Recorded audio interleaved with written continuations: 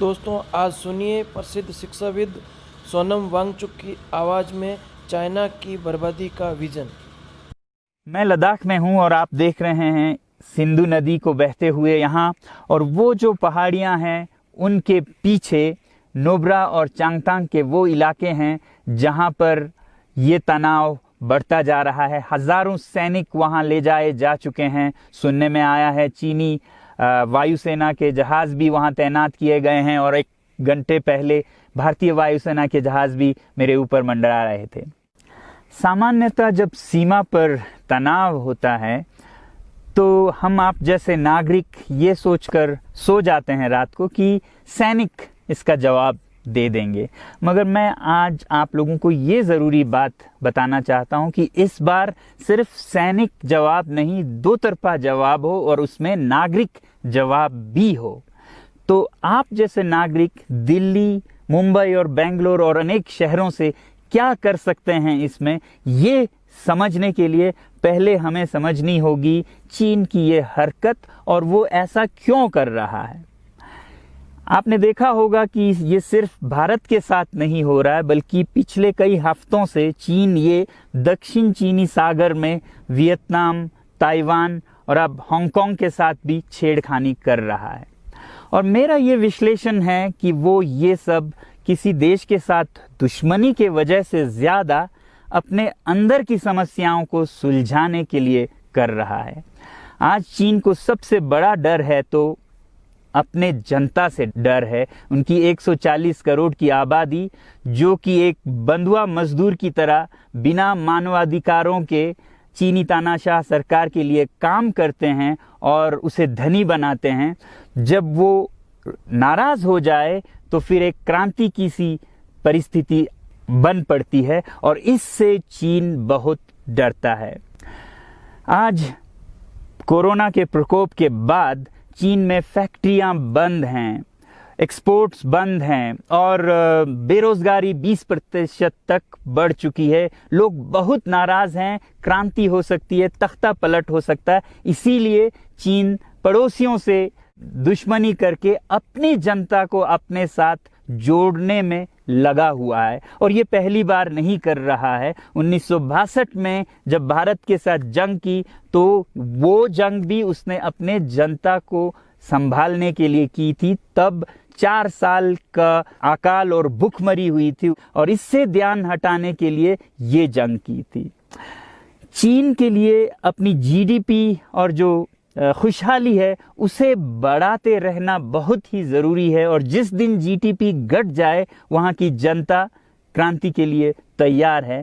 मैं तो कहता हूँ कि इस बार भारत की बुलेट पावर से भी ज़्यादा वॉलेट पावर काम आएगी। जो नागरिक पैसा खर्चते हैं चीन के सामान को खरीदने में, ज़रा सोचिए, हम आप भारतीय उद्योग को मारकर चीन से मूर्तियों से कपड़ों तक हर साल 5 लाख करोड़ के सामान खरीदते हैं, और फिर यह पैसा आगे जाकर हमारे सीमा पर हथियार और बंदूक बनकर हमारे सैनिकों के मौत का कारण बन सकती हैं।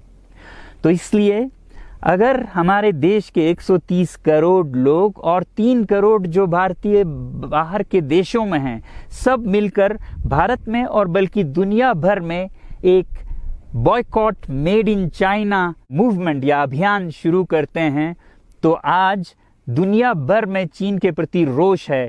हो सकता है कि सारी दुनिया साथ आए और इतने बड़े स्तर पर चीनी व्यापार का बॉयकॉट हो कि चीन को जिसका सबसे बड़ा डर था वही हो, यानी कि उसकी अर्थव्यवस्था डगमगाए और उसकी जनता रोष में आए, विरोध और तख्ता पलट। और अगर हम ऐसा नहीं करते हैं तो कितनी बदनसीबी की बात होगी भारत के लिए, ज़रा सोचिए।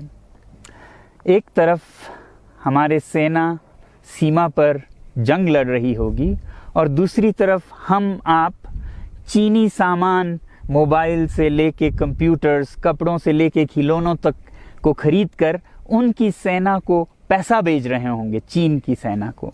ये तो हुई हार्डवेयर की बात। दूसरी तरफ हमारी युवा चीनी सॉफ्टवेयर, एप्स, गेम्स जैसे टिकटॉक, शेयरिट, इन सब में मस्त। उन्हें दूसरी तरफ से करोड़ों करोड़ों का पैसा भेज रहे होंगे। तो इसलिए बहुत ज़रूरी है कि हम एक नागरिक जवाब ज़रूर दें और इसे एक अभियान बनाएं, ग्लोबल मूवमेंट की तरह। ये बॉयकॉट मेड इन चाइना का जो अभियान है वो भारत के लिए भी एक वरदान साबित होगी। जैसा कि हमारे प्रधानमंत्री ने एक विजन हमें दिया था स्वावलंबन का, सेल्फ रिलायंस, वो तब हो सकता है जब हमारे अपने उद्योग फलें फूलें। और जब हम बॉयकॉट करते हैं इन सामान का तो अपने देश के उद्योग का, उत्पाद का हम प्रयोग करेंगे और उससे मजदूरों को रोजगारी मिलेगी और सारा देश खुशहाल होगा।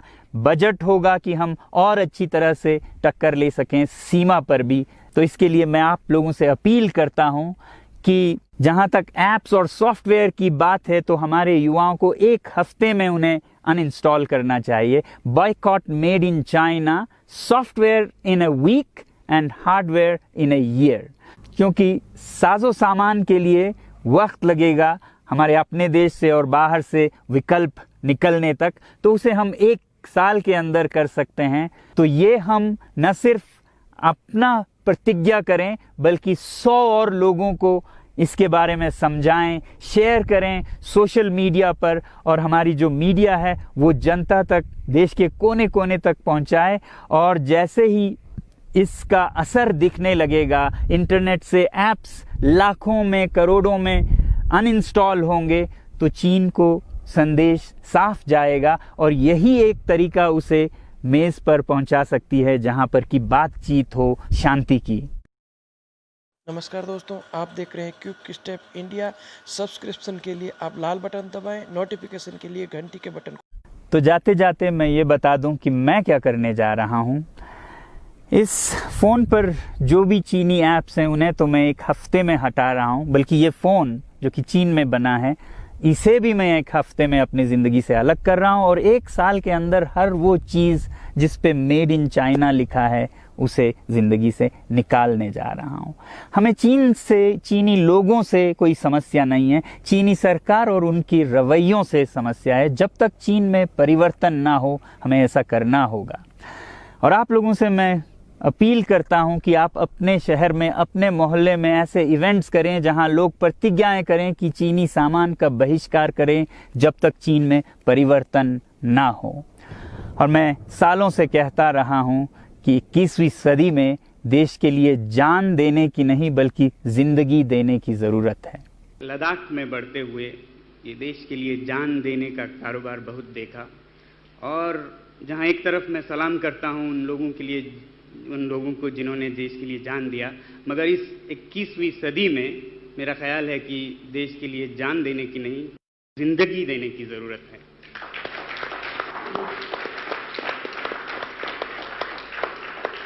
तो आप भी निभाइएगा अपना रोल। जय हिंद।